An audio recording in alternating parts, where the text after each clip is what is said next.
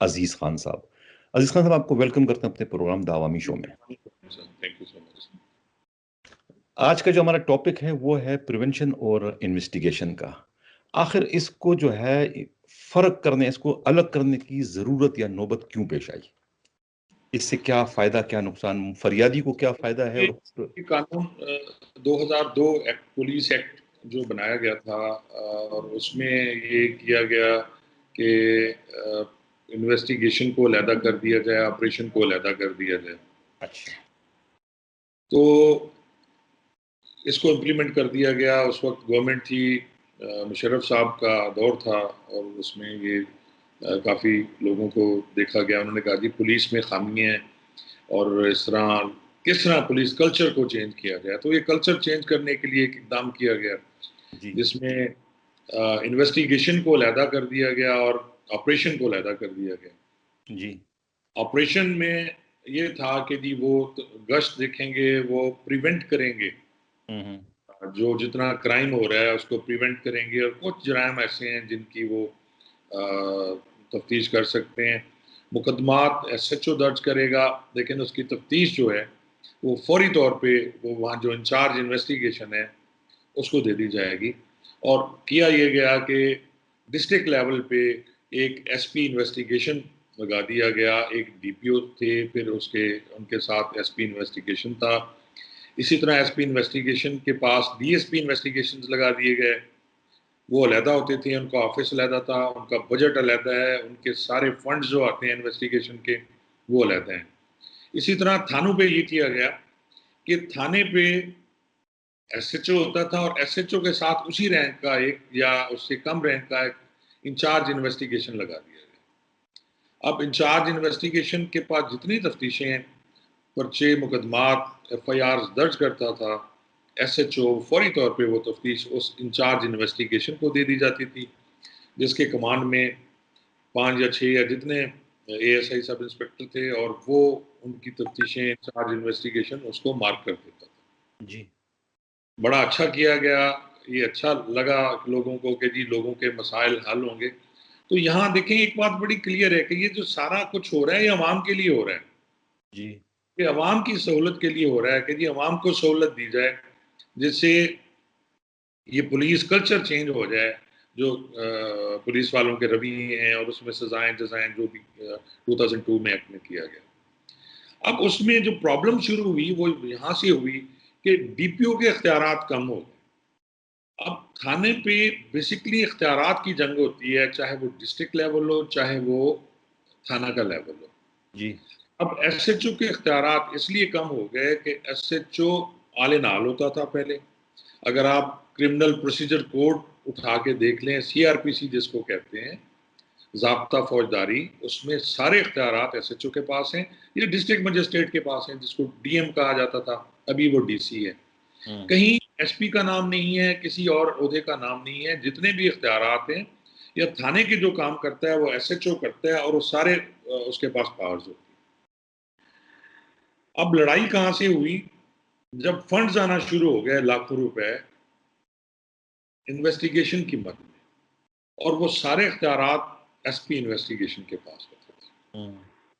अब जब लोगों की तफ्तीशें होती हैं, MP MNA का काम होता है, तो उसने फिर SP इन्वेस्टिगेशन को कहना था, क्योंकि वो इंडिपेंडेंट था, उसमें DPO मुदाखलत नहीं कर सकता था। जी। जी। तो यहाँ से पहली जंग शुरू हुई। तो यहाँ जो DPO हैं और SP इन्वेस्टिगेशन जो तैनात था, उनकी आपस में रिफ्ट शुरू होती है। फंड्स पे रिफ्ट शुरू होती है। जो लाखों रुपए का फंड होता है, और उसके सामने वो SP इन्वेस्टिगेशन सर्व कर रहा होता है, उसकी कोई गश्त नहीं होती, उसकी और कोई ड्यूटी नहीं होती, क्योंकि जो पुलिस एक्ट 2002 है, उसमें बड़ा क्लियर कहा गया है कि जो इन्वेस्टिगेशन स्टाफ है वो कोई और ड्यूटी नहीं करेगा माँ सिवाय तफ्तीश के। सिर्फ तफ्तीश उसने करनी है, उसने कोई गश्त नहीं करनी, उसका कोई काम नहीं है, उसको कोई नहीं बुला सकता हो और बंदा। यहाँ से इस जो बनाया गया था एक्ट एक अच्छा था अगर नफरी आपके पास हो। अब होता ये है कि नफरी की या मुलाजमीन की इनके पास कमी है पूरे पाकिस्तान में, थानों पे भी, डिस्ट्रिक्ट में भी। अब जब इनको उन्होंने अलहदा किया उसको इन्वेस्टिगेशन और ऑपरेशन को, तो अब इनके पास मुलाजमीन नहीं थे। तो फिर उसका हल यही निकाला गया कि जो इन्वेस्टिगेशन वाले हैं वो गश्त भी करेंगे, ऑपरेशन वाले उधर भी फिरते रहेंगे, उधर भी फिरते रहेंगे। अब भी पंजाब के जो और आपके सिंध के अजला हैं, देहाती और दूर जो हैं इनसे या छोटे अजला हैं, उनमें आज भी एसएचओ सब कुछ करता है। एक तफ्तीशी उन्होंने बना दिया, इंचार्ज इन्वेस्टिगेशन बना दिया नाम का, लेकिन वो काम जो है अभी एसएचओ के ज़ेरे कमान होता है। लेकिन बड़े शहरों में लाहौर है, कराची है, शावर है, यहाँ अब भी इन्वेस्टिगेशन और अलग-अलग वो काम कर रहे हैं। तो अब अगर किसी एसएचओ के पास कोई कंप्लेंट आता है कोई कि भाई ये डकैती हो गई, फलाना हो गई, तो ज़ाहिर है मौका वारदात पर तो फिर वो एफआईआर के दर्ज करने से पहले मौका वारदात पर तो वो पहुंचेगा वहां पर। जो मौका वारदात से जो चीज़ें वो कलेक्ट करना है वो तो फिर एसएचओ कलेक्ट करेगा। एफआईआर के इंदराज के बाद इन्वेस्टिगेशन का जो अमला है उनका काम शुरू होता है। अब आपकी आधे से ज़्यादा आप भी तफ्तीश कर चुके हैं, तफ्तीशी अफसर आप रह चुके हैं, तो आपको पता है कि आधे से ज़्यादा जो आपकी तफ्तीश होती है मौका वारदात से जो आपने शवाहिद को इकट्ठे करना होता है वही बुनियाद बनती है आपकी पूरी तफ्तीश की। तो वो काम तो करना है वही प्रिवेंशन वाले ने यानी एसएचओ ने करना है या ड्यूटी अफसर ने करना है।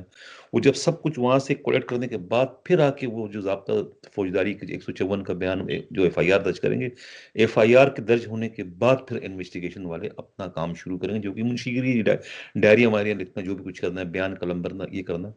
असल काम तो जो है वो मौका वारदात का मुआयना करना है और वहां पे जो भी कुछ फर्द बनाना है, ये बनाना है, वो बनाना है, वो काम तो अब भी जो है वो एसएचओ या जो प्रिवेंशन का जो स्टाफ है वो करते हैं। आप क्या कहते हैं इस पर? जी, या आप बिल्कुल सही कह रहे हैं। देखें, अगर कहीं डकैती होती है तो सबसे पहले एसएचओ की रिस्पॉन्सिबिलिटी है, जो भी अफसर वहाँ पहुँचता है वो ऑपरेशन का होता है। अगर 15 पे इतला हुई है या कहीं से भी कोई इतला मिली है कि डकैती हो गई है घर में, हम्म, तो ज़ाहिर है एसएचओ ने वहाँ पहुँचना है, जो ऑपरेशन का है। जी जी। अब यहाँ होना तो ये चाहिए कि इन्वेस्टिगेशन का बंदा भी वहाँ पहुँच जाए जिसने एविडेंस कलेक्ट करनी है। असल बात तो ये सही बात अब है। एविडेंस तो एसएचओ कलेक्ट कर रहा है, हम्म एसएचओ पूछ रहा है जी वक़ूअत सही है या गलत है। फिर उसने एफआईआर देनी है, एफआईआर दे के उसने भेज देनी है इन्वेस्टिगेशन। अब दोबारा वो जो मैंने एक पहले बात की थी कि जो फर्स्ट आप क्राइम सीन पे जो पहला बंदा जाता है वो सबसे ज़्यादा बेटर जज करता है उसको कि जी क्राइम सीन पे या जहाँ वक़ूआ हुआ है, वो उसको पता है कि कौन-सी चीज़ कहाँ थी और क्या हुआ है। अब न पर्चे देने के 2 दिन बाद वो न सिर्फ तफ्तीशी उसको वहाँ पता जाता है, है। तो उसको ये भी पता है कि ये वाकया कितना सच्चा और कितना झूठा है। यहाँ तक भी वो अपने तजुर्बे से बता देते हैं कि ये है कि नहीं है, सच है या ड्रामा है। जी, आगे उसमें जी। सब यही यही होता है ना हुँ। कि जी एसएचओ आ जाएगा, पहले तो वो कोशिश करेगा मुकदमा ही दर्ज ना हो। अच्छा, 2 दिन तो वो इस पे पूरा ज़ोर लगाएगा जी वक़ूअत झूठा है, झूठा है। झूठा है। फिर उसके बाद अगर मुकदमा दर्ज हो भी गया, प्रेशर हुआ, कुछ ऐसा हीनियस क्राइम है जिसमें मुकदमा दर्ज करना पड़ गया, हुँ, तो उसके बाद उसने जब मुकदमा दर्ज करके तफ्तीश किसी एबीसी को दे दी, जो इंचार्ज इन्वेस्टिगेशन है, अब हुँ। दोबारा वो इंचार्ज इन्वेस्टिगेशन मौके पे जा रहा होता है। फिर जाके पूछता है कि हाँ जी, क्या हुआ था? फिर 161 के बयानात कलमबंद कर रहे हैं। हालाँकि फौरी तौर पे इंचार्ज इन्वेस्टिगेशन को वहाँ जाना चाहिए जी, जी। और इनकी फिर रिफ्ट असल में मैंने पहले भी अर्ज़ किया कि रिफ्ट इनकी इख्तियारात की है। जो जिसको काम है, वो तो उसी के पास जाएगा ना। जहाँ से किसी अच्छे डॉक्टर से इलाज होगा तो बंदा तो उस डॉक्टर के पास जाएगा। जी, जी। तो वो उस डॉक्टर के पास यानी वो इंस्पेक्टर इन्वेस्टिगेशन है या एसपी इन्वेस्टिगेशन है, लोग उसके पास जा रहे होते हैं। और तफ्तीशें क्योंकि यहाँ मुकदमात ज़्यादा दर्ज होते हैं और ख़ास तौर पे जो क्राइम अगेंस्ट पर्सन है, जिसमें कत्ल है, लड़ाई है, बाकी चीज़ें हैं, 420 है, वो सारे मुकदमात या चेक के पर्चे हैं, वो सारे इन्वेस्टिगेशन के पास होते हैं। और इसी तरह के जो क्राइम अगेंस्ट प्रॉपर्टी है, डकैती है, चोरी है, राज़नी है, वो भी उनके पास होते हैं। तो सब लोग उनसे उनके पास जा रहे होते हैं क्योंकि गुनाहगार या बेगुनाह होना तो इन्वेस्टिगेशन ने करना है जी, जी। और ऑपरेशन के पास कुछ नहीं होता। तो फिर यही हुआ कि थानों में लड़ाइयाँ भी हुई, एक दूसरे के गिरबान भी पकड़े गए इंस्पेक्टर्स ने और डीपीओज ने भी आपस में, सॉरी एसपी और इन्वेस्टिगेशन और डीपीओ की भी खामोश लड़ाई वो लड़ते रहे। क्योंकि बहुत ज़्यादा पैसे आते हैं इन्वेस्टिगेशन के जो तफ्तीशियों को नहीं मिलते और इधर-उधर हो जाते हैं। इन्वेस्टिगेशन की जो कास्ट मतलब आती है, एक केस पे कितना गवर्नमेंट जो है पे करती है, मतलब कि कत्ल केस पे कितना खर्चा आता है? कत्ल पे मेरा ख्याल 20,000 है, एग्जैक्ट मुझे फिगर्स याद नहीं है क्योंकि मुझे काफ़ी 3 साल हो गए हैं पुलिस। एक कत्ल पे 20,000 तो मेरे ख्याल में बहुत ही कम है। कत्ल केस में तो 20,000 कितने से ज़्यादा कोई स्टेशनरी आ जाएगी लिखने पढ़ने मुझे पता नहीं। देखिए 10,000 तो आपके वो जो आप तो 50,000 रुपया ले लेते हैं जो प्रोसिक्यूशन वाले हैं जो चालान को उन्होंने इजाज़त देनी होती है, अलाउड करना होता है, यदि चालान सेंड अप कोर्ट करना होता है। हुँ, 50-50 हज़ार तो वो ले लेते हैं। हुँ। ये तो एक पूरा सिस्टम माफिया चल रहा है कि जो कत्ल हो गया वो भी बर्बाद हो गया, उसकी फैमिली और जो जिसने किया वो भी काम हो गया उनका भी। तो आप क्या कहते हैं अपने तजुर्बे की रोशनी से कि ये जो इनको डिवाइड किया गया है इन्वेस्टिगेशन को और प्रिवेंशन को, तो ये सही मतलब सिस्टम तो सही था लेकिन उसको अमल दरामद जो है उसको अप्लाई सही तरीके से नहीं कर नहीं, रहा है। आप जब आपके पास फ़ोर्स नहीं है, जब आपके पास गाड़ियाँ नहीं हैं, जब आपके पास पूरे नहीं है तो उसको करने का फ़ायदा कोई नहीं है ना। आप कागज़ों में कर दें कि जी हमने ये भी बना दिया, ये भी बना दिया। अब जैसे वो भावलपुर सेक्रेटेरिएट बनाया गया मुल्तान वाला, कागज़ों में आप बनाई जाएँ, जो मर्ज़ी किए जाएँ। जब तक आप इम्प्लीमेंट नहीं करेंगे, देखें, वही है ना कि आपके पास इन्वेस्टिगेशन के लिए अगर एक थाने की जो क्राइम है, अब लाहौर में और कराची में आपने सुना होगा, एक साल का क्राइम जो है वो 3-3 हज़ार, 4-4 हज़ार मोर देन एक थाने का क्राइम होता है। अब अगर 4,000 भी उस क्राइम को आप रख लें, तो वो डिवाइड कैसे करेंगे? एक तफ्तीशी के पास अगर आप 50 मुकदमे उसको दे देंगे, तो वो कैसे उससे जस्टिफाइड करेगा? अब आप मुझे ये बताएं ना अजीज खान साहब कि ये जो कानून बना था 1861 में लॉर्ड मिकाडले वाला, उस जमाने में जो पुलिस स्टेशन थे तो वो मैंने जो पढ़ा है कि भाई 650 नफूस पर या 650 जो शहरी उस पर एक सिपाही की ड्यूटी होती, ठीक है ना। उस हिसाब से आपने थाने में नफरी रखनी है कि थाने के अगर इलाके में 3 लाख की नफरी तो आपने इतने सिपाही रखने हैं।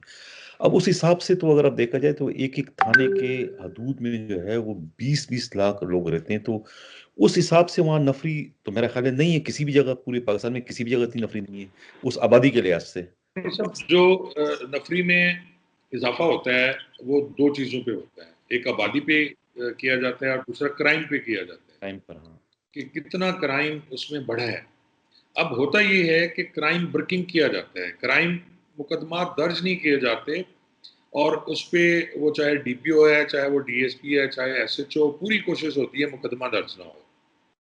अब मुकदमा जब आप दर्ज नहीं करेंगे, से अगर एक थाने पे 10 डकैती के मुकदमात होते हैं और पिछले साल हुए थे 5, तो एसएचओ को फौरी शोकाज नोटिस मिलता है और उसे सजा दे दी जाती है कि जी आपके इलाके में जी 10 डकैती क्यों हो गई। अब हालात के मुताबिक या जो हो रहा है, 10 डकैतियां अगर हो गई हैं, आप ये देखें कि उसने ट्रेस कितनी की हैं।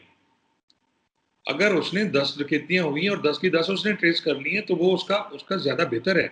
ज्यादा आज भी बहुत से पुलिस अफसरान जिनमें मैं नाम लूंगा, जुल्फकार हमीद साहब एक आरपीओ रहे हैं, डीएजी, बड़े अच्छे अफसर थे। वो यही कहते थे कि जी आप मुकदमा दर्ज करें, हाँ आप ट्रेस नहीं करते, फिर आप गुनाहगार हैं, फिर आपको सजा मिलनी चाहिए। लेकिन अगर ये इस वजह से आप बर्किंग कर रहे हैं, तो बर्किंग का मतलब ये है कि आप चोर डाकुओं को भी दावत दे रहे हैं कि जी आके दोबारा उसी इलाके में वारदात करें, क्योंकि उन्हें पकड़ने वाला कोई नहीं है। और जो 5 मुकदमात आपने दर्ज नहीं किए, हम्म। वो लोग भी सड़कों पे फिर रहे हैं मुकदमा दर्ज कराने के लिए 2-2 महीने, 3-3 महीने, या फिर कोर्ट्स का सहारा लेते हैं। मतलब मुकदमात ना दर्ज करके तो आप एक तरीके से तो अपनी कारकर्दगी तो आप बेहतर कर रहे हैं कि जी मेरे इलाके में कुछ नहीं किया। एक तरीके से आप उन मुजरिमों को भी एक एक कानूनी तहफ़्फ़ुज़ आप दे रहे हैं कि उनके खिलाफ आप मुकदमा दर्ज नहीं कर रहे हो। वो जी, तो ऐसा और ही सब अच्छा की रिपोर्ट आपने दे दी कि जी मेरे इलाके में तो क्राइम होता ही नहीं है। अब ये कैसे मुमकिन है? अब वो जो नफरी की बात हो रही थी, मैं उसी पे दोबारा आऊँगा कि जी जब क्राइम बढ़ेगा, तो उसी तरह आप गवर्नमेंट को लिख के फिर भेज सकते हैं कि जी इस इलाके में इतना क्राइम हो गया है, इसकी आबादी इतनी बढ़ गई है, इसमें इतने थाने चाहिए और इतनी नफरी चाहिए। लेकिन वो नहीं हो रहा, उस तरफ तो कोई देखता ही नहीं है। अज़ीज़ खान साहब इसमें भी करप्शन असल में है। ये नहीं कि स्ट्रेंथ या इनके पास नफ़री नहीं है। अब थाने जो है वो खाली हैं और हेडक्वार्टर जो है भरे हुए हैं। हालांकि हेडक्वार्टर में कोई मसरफ नहीं है पुलिस का, वो सिर्फ उनको खांचे पे छोड़ा जाता है। भाई उस नफरी को जो आपने हेडक्वार्टर में रखा उनको थाने में डिप्यूट करो ना, जहां जरूरत है उनकी। वो नहीं रखते थाने में।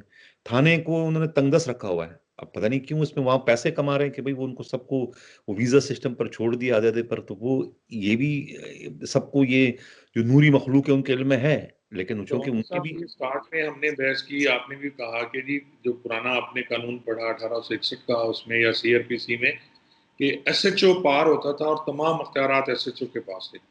अब इन्होंने डिफरेंट विंग बना दिए एडिशनल आईजीज की प्रमोशन के लिए, उनको एडजस्ट करने के लिए। पंजाब में, पूरे पाकिस्तान में इन्होंने एडिशनल आईजीज लगा दिए और हर हर शोबे का अलहदा है जी। ये एडिशनल आईजी डॉल्फिन है, ये एडिशनल आईजी एलीट है, ये एडिशनल आईजी वो जो है आपका पेट्रोलिंग पोस्ट है। अब पेट्रोलिंग पोस्ट को देखें कितनी नफरी है। इसी तरह पंजाब कांस्टेबलरी है, जिस जो नफरी पड़ी हुई है अपने घरों से दूर, उनको उठा उठा के फेंका हुआ है। मुल्तान वाले को पिंडी फेंका हुआ है, पिंडी वाले को मुल्तान फेंका हुआ है, लाहौर वाले को मियाँ वाली फेंका हुआ है। तो वो सारी नफरी जो पेट्रोलिंग पोस्ट की है या पंजाब कांस्टेबलरी की है, जो डिस्ट्रिक्ट से जाती है या उनकी अपनी भर्ती थी होती थी पहले, वो थानों को दे दें तो उनकी नफरी कहाँ से कहाँ चली जाएगी। लेकिन फिर ये होगा कि इनके मजे कहाँ इनके होंगे, जो एडिशनल आईजी साहबान हैं उनके घर, उनकी बाकी चीजें। और फिर मैं आपको एक बड़ी कमाल बात बताऊं कि रिटायर्ड जो हैं ये पुलिस अफसरान, ये नूरी पुलिस अफसरान, डीएजी और एसएसपी और आईजीज के घर पे रिटायरमेंट के बाद भी 20-20, 30-30 दर्जा चारों के मुलाजमीन और गनमैन आज भी उनके साथ काम कर रहे हैं। किस कानून से, किस कायदे से कोई कोई? कानून, उनका अपना कानून है, उनकी अपनी बिरादरी है, उनका एक अपना सिस्टम है नूरी कौम का, नहीं तो ये तो। जिसमें अगर वो पूछता नहीं है। अगर लाहौर पुलिस को आज चेक कर लिया जाए, यहाँ मैं कराची की तो बात मुझे नहीं आइडिया, लाहौर पुलिस में इस वक्त भी मोर देन 500-700 या 1000 बंदा जो होगा वो मुख्तलिफ रिटायर्ड अफसरान के घरों पे काम कर रहे हैं, जिसमें दर्जा चारों के लोग हैं, जिसमें खानसामे हैं, जिसमें कांस्टेबल्स हैं, अर्दली हैं, गनमैन हैं, जो उनके और गाड़ियां, इसी तरह गाड़ियां उनके पास है। थानों के पास गाड़ियां नहीं है, उन्होंने अपने अपने घर में 5-5, 6-6 गाड़ियां रखी हुई हैं। वैसे ये बताएं, पुलिस रूल्स में जो है या पुलिस ऑर्डिनेंस में जो है ये इंटाइटल है, आईएसपी जो है कितने स्टाफ रखने का इंटाइटल, ये देखिए बताएं। गस्टेड उसमें ये लिखा हुआ है, कहीं आईजी का नहीं है, लेकिन गस्टेड उसमें है कि एक अर्दली और जब वो होगा और एक खानसामा जब वो वहां ड्यूटी कर रहा होगा। अच्छा। पिछले दिनों एक मेरे पास एक खानसामा कुक आया था, वो एक डीएजी साहब हैं, अभी रिटायर हो गए। तो वो जहां जहां भी गए, वो उन्होंने पेशावर सर्व किया तो वहां से 2 मुलाजिम ले आए, वो बलूचिस्तान गए वहां से 3 ले आए। तो आज भी वो बलूचिस्तान वाला और पेशावर वाला इनके घर में उनके पास काम कर रहे हैं और उनको छोड़ भी नहीं रहे। अगर वो भागने की कोशिश करते हैं तो मुतलका डीपीओ या जो सीनियर है उसको एक कॉल कर देते हैं, जी वो भाग गया, वो उसको डिसमिस कर देते हैं, उसकी तनख्वाह बंद कर देते हैं। ये तो तो कैसे आप रोकेंगे? जाती मुलाजिम है या गवर्नमेंट के मुलाजिम है? तो उनके बिल्कुल वो जाती मुलाजिम। पे काम कर रहे हैं, उनके फार्म हाउसेस पे काम कर रहे हैं। ये तो चेक कर लें। मैं चैलेंज करता हूँ आईजी साहब को और ये जो अरबाब इख्तियारात हैं, आ जाए, मेरे पास लिस्ट मौजूद है पूरी कि कौन कहाँ काम कर रहे हैं, कौन सी गाड़ी किसके पास है, कितनी गाड़ियां इन्होंने रखी हुई हैं अपने पास। अच्छा, टॉपिक पर आ जाते हैं। ये जो हमारा था इन्वेस्टिगेशन और प्रिवेंशन का, तो ये आप कह रहे हैं कि ये जो है जो मुशर्रफ के दौर में जो इसको बनाया गया था वो तो सही था, लेकिन उस पर अमल दरामद जो है सही नहीं हो रहा है। और नहीं, जो उसकी तमामी साहब यही थी कि जी नफरी की कमी है पुलिस में। आप जब तक प्रॉपर आप डिप्यूट कर दें कि जी एक इन्वेस्टिगेशन या एक तफ्तीश, एक तफ्तीशी के पास 5 या ज़्यादा से ज़्यादा 10 तफ्तीशें आप उसे साल में दे दें या 20 तफ्तीशें साल में दे दें, महीने में उसको 2 तफ्तीशें करनी चाहिए। अगर वो उनसे कत्ल की 2 तफ्तीशें बहुत ज़्यादा होती हैं। लेकिन यहाँ जब आप बर्डन ज़्यादा डालेंगे उस पर, तो फिर तो नहीं होगा ना। आप इन्वेस्टिगेशन और अलग-अलग कर दें, बेशक अच्छी अच्छी ये है, हम्म। पर मुलाज़मीन उनको दें, उनको अलहदा करें, उनको इंडिपेंडेंट करें। अब वो जो इन्वेस्टिगेशन वाला होता है, शाम को उसको डीपीओ या बड़े शहरों में मैं बात कर रहा हूँ, सीपीओ बुला लेता है, उसके बाद उसे एसपी ऑपरेशन बुला लेता है, एसपी इन्वेस्टिगेशन बुला लेता है, तो वो इसी चक्कर में ही रहता है, एक मिसल बगल में दबा के वो सबके पेश होता रहता है। अच्छा, आप मुझे ये बताएं अजीज खान साहब कि कत्ल केस की जो तफ्तीश है वो कितने रोज में कंप्लीट हो सकती है, उसका चालान कितने रोज में एक तफ्तीशी अफसर अगर सब कुछ उसके पास मौजूद है, मुलजिम भी गिरफ्तार है, आला कत्ल भी बरामद है, गवाहान भी सब कुछ मौजूद है, तो कितने रोज में वो चालान कर सकता है, यानी केस को सर कोर्ट। दीवान साहब 14 दिन में, अदालत कानून भी यही कहता है कि 14 दिन में रिमांड जुडिशियल जो होता है उसी में उनको चालान सबमिट कर देना चाहिए। अच्छा। और इनिशियल अगर वो चालान नहीं देता तो इनिशियली उसको 173 की रिपोर्ट सबमिट करनी होती है। ये सुप्रीम कोर्ट ने बड़े क्लियर आर्डर्स किए थे कि जी अगर आपके पास कातिल भी मौजूद है, आला कत्ल भी मौजूद है, तो 14 दिन से ज़्यादा तो नहीं लगने चाहिए ना। रिमांड जिस्मानी के दिन निकाल लें आप, उसने अगर 4 दिन रिमांड जिस्मानी में आला कत्ल बरामद हो गया तो फिर उसे रखने की कोई नहीं है। उसे आप 14 दिन में चालान करें और 4वें दिन आप चालान सेंड अप करा दें कोर्ट में। अच्छा। जी। यहाँ तो मैं देखता हूँ कि क्या नाम है, कत्ल के केस की तफ्तीश ही 6-6 महीने चल रही है, साल साल चल रही है, खैर उसमें मुलजिम गिरफ्तार नहीं होते हैं या कोई उसमें और उनकी कोई कमी होती है तो वो। गिरफ्तार भी होते हैं तो आप आजकल जो नया एक सिलसिला शुरू हो गया है कि मारने वाला एक है और उस 10 लोगों के नाम लिखा दिए, तो वो उसमें गुनाहगार और बेगुनाही का जो सिलसिला है उसमें फिर वो सिलसिला चलता रहता है, कट होते रहते हैं। और मुलजिम जो है जो बेगुनाह हैं वो भी 3-3 4-4 महीने थानों पे बैठे रहते हैं और तफ्तीश हो रही होती है उसमें, तो फिर ज़ाहिर है टाइम लगता है। अच्छा हम जो दोनों का progress। सही है। अच्छा मुझे ये बताया कि इन्वेस्टिगेशन और जो ये प्रिवेंशन के जो इनके एसपी एक ही होते हैं या इनका डीआईजी अलग अलग होते हैं? इनके अलहदा है जी, पूरा इनका डीएजी अलहदा है, एडिशनल आईजी अलहदा है, एडिशनल आईजी इन्वेस्टिगेशन है, फिर डीएजी इन्वेस्टिगेशन है, फिर एसपी इन्वेस्टिगेशन है। नहीं लेकिन और हम सिंध में ऐसा नहीं है, मैं खाली पंजाब में उन्होंने अलग रखा है, लेकिन सिंध के अंदर जो है वो डीआईजी जो है वो दोनों का एक ही है, प्रिवेंशन का भी और डिटेक्शन का दोनों का एक ही डीआईजी है। एसपी उन्होंने अलग रखे जरूर, लेकिन डीआईजी और एडिशनल आईजी तकरीबन एक ही है उसके। दवानी साहब ये फिर उनकी मर्जी है ना, इनके अपने, देखिए कानून पे कौन चल रहा है? कानून पे तो आपने चलना नहीं है जब आपने अपनी अपनी एसओपीज बना ली, अपने अपने स्टैंडिंग ऑर्डर्स बना लिए, हम्म। सारे चली जा रहे हैं। जब आपने कानून तो मौजूद है, उस पर आपने चलना ही नहीं है। आप पुलिस रूल से क्यों बाहर जाते हैं जब हर चीज़ पुलिस रूल्स में मौजूद है? उसमें तफ्तीश भी मौजूद है, उसमें भर्ती भी है, उसमें प्रमोशन भी है, उसमें सजाएं भी हैं, उसमें इंक्वायरीज भी हैं। तो आप क्यों बनाई जा रहे हैं इतने कानून जो आपसे संभाले नहीं जा रहे? जाहिर है वो अपनी सहूलत के लिए बना रहे हैं ना, कि पुलिस रूल्स में जो है तो पिकिंग चूज हो गया ना, कि उसमें पुलिस रूल्स में जो इख्तियारात जो कवानीन इनको सूट करते हैं वो इस्तेमाल कर रहे हैं सजाओं के लिए, लेकिन जहाँ मुलाजमीन के वेलफेयर का जो मसला आता है उसमें है तो वहाँ उन्होंने आंखें बंद की हुई है। अब अपने स्टैंडिंग आर्डर जो उनके हैं उसके जरिए सारे काम चला रहे हैं। तो ये तो पूरे पाकिस्तान में है, पंजाब में भी है, सिंध में भी है, बलूचिस्तान में, सब जगह यही सब कुछ हो रहा है। मतलब मैंने आपसे कहा ना कि ये वो तबकाती सिस्टम है पुलिस में जो है, हालांकि मैं जहां पर हूँ, यहाँ कनाडा में, यूरोप में, वहां पुलिस सिपाही कांस्टेबल भर्ती होता है, कांस्टेबल ही सीनियर होके चीफ बनता है। वहाँ ये नहीं होता है कि चोर रास्ते से जो है ग्रेड 17 में अपॉइंट होके आ गया और मतलब ये इसको यहाँ पर कहते हैं डिस्क्रिमिनेशन हो जाती है भाई, कि एक फर्क आपने किया ना, वो फर्क से जो है वो डिसिप्लिन का वैसी हीरा दवानी बिका। साहब पंजाब में तो डीएसपी डायरेक्ट नहीं हुए, लेकिन बहुत कम हुए मेरे ख्याल में। भुट्टो साहब के दौर में कोई 2-3 डीएसपी हुए थे, हम्म। लेकिन सिंध में, बलूचिस्तान में तो बहुत ज़्यादा होते हैं जी, जो वडेरों के बच्चे बिल्कुल। हैं उनको डायरेक्ट डीएसपी भर्ती कर दिया जाते हैं। और यहाँ नहीं है, पर यहाँ इन्होंने जो बाकी काम किया है, direct inspector, direct sub inspector, direct assistant sub inspector और इस टाइप की जो भर्ती हैं, उन्होंने सारा महकमा बर्बाद कर दिया जी। और उसमें प्रमोशन रुक गई। और आज तक इनसे, और फिर आप कभी किसी से भी सुन लें, प्रमोशन का सेटअप ही नहीं है, जो जिस रैंक पे बैठा है उसी पे बैठा हुआ है। तो इसमें इन्वेस्टिगेशन को हम उस पर आ जाते हैं कि जी जब तक ये फोर्स अपनी पूरी मुकम्मल करें, ये पूरा होमवर्क करें, हम्म। फिर उसके बाद इम्प्लीमेंट करना चाहिए।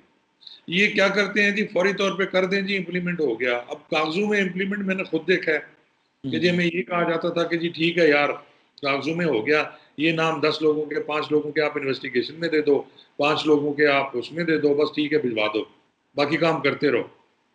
और वो सारा फिर अगर आप उस पे जाते हैं तो तफ्तीशें गलत होती हैं।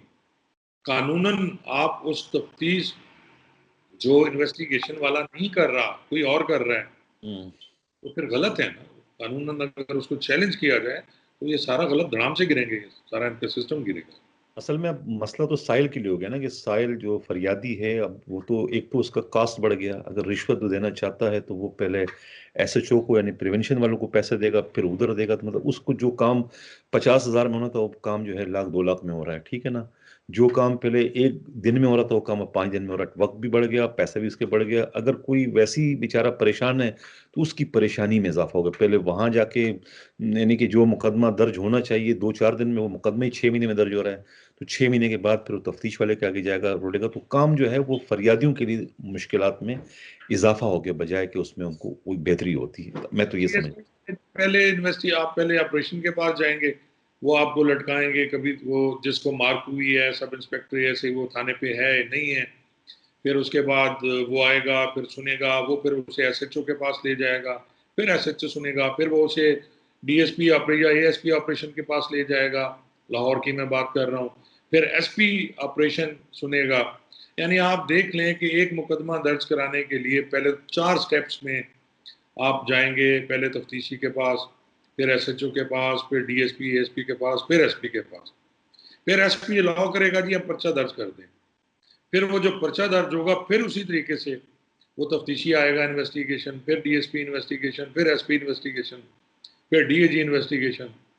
तो ये एक ऐसा चक्कर है जिससे पाकिस्तानी मजलूम को निकलना बहुत मुश्किल है। अजीज साहब, रूह और जिस्म का ताल्लुक है इन्वेस्टिगेशन और प्रिवेंशन का, तो उसको इस रूह से जिस्म अलग नहीं हो सकती। उन्होंने उसको अलग करने की कोशिश तो की, लेकिन वो कामयाब नहीं हो सकता किसी भी सूरत में। अगर ये होना होता तो जिस जमाने में ये कानून बना था उसी वक्त जो है लॉर्ड मैकाले करता भी कि ये अलग करो, इसको अलग करो। उन्होंने इसको एक साथ रखा था। एसएचओ को उन्होंने मजबूत रखा था कि एसएचओ को, अगर एसएचओ को इतने इख्तियारात ना देते हैं, अगर एसएचओ इतना ही बेकार होता, सारे के सारे इख्तियारात ही उन्होंने एसएचओ को दिए। अब अगर आप किसी आईजी से बात करो, किसी डीआईजी से बात करो कि भाई तुम्हारे पास क्या इख्तियार है, सारे इख्तियारात तो एसएचओ के पास है। वो ये कहते हैं कि नहीं, वो तो हमने डेलीगेट किए हैं, वो असल में इख्तियारात हमारे पास हैं, वो हमने उसको दे दिए। फिर वो अमलन इसको साबित भी करते हैं कि जी मैं गया हूँ थाने में, मैं थाने में एसएचओ की कुर्सी पर बैठ गया हूँ, तो वो मैं अब एसएचओ बन गया हूँ। लेकिन वो पावर मेरे पास आ गई, वो पावर मैंने उनको दी है, किसको?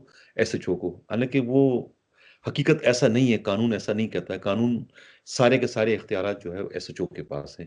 यानी एसएचओ को इतना पावरफुल बनाया कि कत्ल के मुलजिम को भी चाहे तो छोड़ सकता है कि भाई कोई इसके पास, हमारे पास कोई शहादत नहीं है इसकी, छोड़ दे इसको, छोड़ दे, छोड़ सकता है, जो कि मैंने पढ़ा। स्वामी साहब एक जस्टिस होते थे जनूबी पंजाब के, जस्टिस मुनीर खान साहब, जी जी। साबका से उनका ताल्लुक था। वो कोर्ट में बैठ के कहा करते थे कि काश मेरे पास एसएचओ के इख्तियारात होते। बड़ी बात है। यानी ये बात ऑन रिकॉर्ड है कि जी वो कोर्ट में बैठ के कहते थे कि काश मेरे पास एसएचओ के इख्तियारात होते। इसमें कोई शक नहीं कि एसएचओ के पास बहुत इख्तियारात हैं, लेकिन उन इख्तियारात पे एक तो पोस्टिंग आप प्रॉपर एसएचओ की करें जो मैच्योर हो, जो समझता हो। इसी तरह डीपीओज की पोस्टिंग भी मैच्योर डीपीओज लगाने चाहिए जो 19 के हैं और जिनकी सर्विस कम से कम 15 साल होनी चाहिए, जो समझते हैं काम को, उनको लगाना चाहिए। ये जो यंगस्टर हैं इनसे बचना चाहिए। तजर्बे की कमी है और उससे फिर ये ब्लंडर्स होते हैं। वो हालात संभाल ही नहीं सकते जो एक तजर्बाकार बंदा मौके पे संभालता है, इनके बस की बात नहीं होती। इसीलिए चेन ऑफ कमांड में आप देख लें कि जो पहले काम एक एसएचओ कर लेता था, आज वो एसएसपी नहीं कर सकता। जो अपने इलाके में एक एसएचओ संभाल लेता था काम, आज वो शायद आईजी भी नहीं संभाल सकता। असल में अजीज खान साहब, बड़ा सिस्टम बदल चुका है पुलिस का भी, कि पहले यानी कि रिश्वत जो थी वो पेटियों में चलती थी, अब वो कोको में चली गई। पेटी मतलब लाख और कोके मतलब करोड़ में चली गई। जो पहले लाख में थे अब करोड़ में आ गए, ठीक है ना। जो पहले रेडी का जो काम था, रेडी जो लगते थे थानों के इलाकों में, वो पहले कांस्टेबल या हेड कांस्टेबल थाने के हेड मोरर की बीट हुआ करती थी। अब कराची की मैं आपको बात बता रहा हूँ, अब वो जो रेडी वाले जो है ना, उनकी बीट भी एसपी और डीआईजी ले रहे हैं। अब बताओ कि म्यार कहाँ चला गया।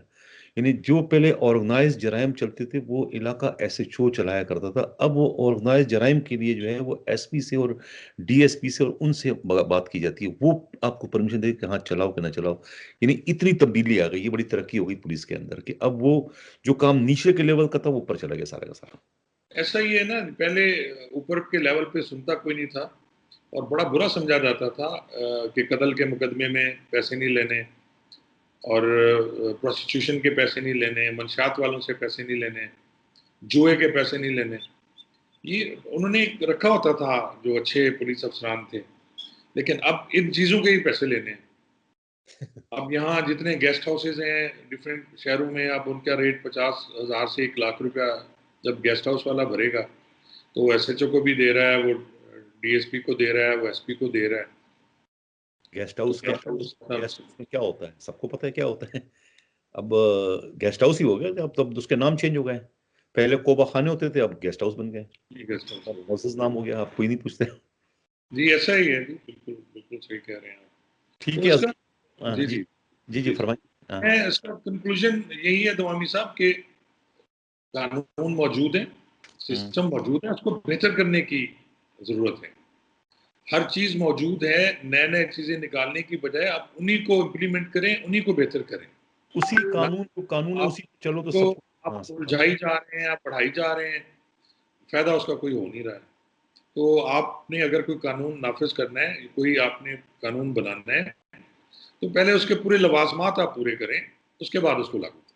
चेन ऑफ कमांड को जितना आप कम करोगे, जितना महदूद करोगे, उतना आपका निखार पैदा होगा। जितना इसको आप फैलाते चले जाओगे, उतने प्रॉब्लम आपके बढ़ते चले जाएँगे और यही इस वक़्त जो पुलिस का मसला है, चाहे पंजाब का है, सिंध का है या खैबर पख्तूनख्वा का, सब जगह जो है ये चेन ऑफ कमांड को उन्होंने फैला दिया है। नफ़री है नहीं, चेन ऑफ कमांड आपके बढ़ते चले गए। यानी पीएसपी इस तरह जो आप बढ़ाओगे, तो उनके साथ वो लवाज़मात की शक्ल में आपका आधे से ज़्यादा नफ़री वहाँ चली जाती तो है। आप सिर्फ़ इतना कर लें कि पुलिस को सूबे के अंडर करके आईजी को बाख्तियार कर दें।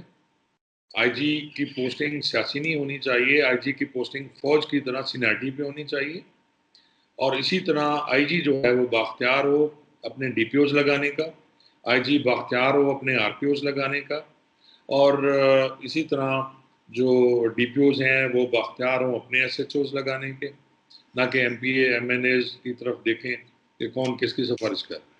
तो ये ठीक हो जाएगा सिस्टम सारा, लेकिन उस पे आप उसको सियासत से दूर करें। जो दावे हम तो यही सुनते आए कि दावे बड़े किए गए, चाहे वो नून लीग की हुकूमत थी, चाहे वो पीपी की हुकूमत थी, चाहे अब पीटीआई की हुकूमत है। तो ये दावे दावे हैं, इसमें तो कोई खर्चा नहीं होता ना, कि आप चेन ऑफ कमांड को तो बराबर कर दें, इस पे ठीक तो खर्चा ही कोई नहीं है। तो ठीक है। वो नहीं हो रहा ना इससे। अजीज खान साहब, आज के लिए इतना ही बेहतर। इंशाल्लाह जी फिर मिलेंगे आपसे, इसी के जी साथ इजाजत इंशाल्लाह। चाहता हूँ। ओके, थैंक यू अल्लाह सो हाफिज। मच। अल्लाह अल्लाह हाफिज। हाफ़िज़।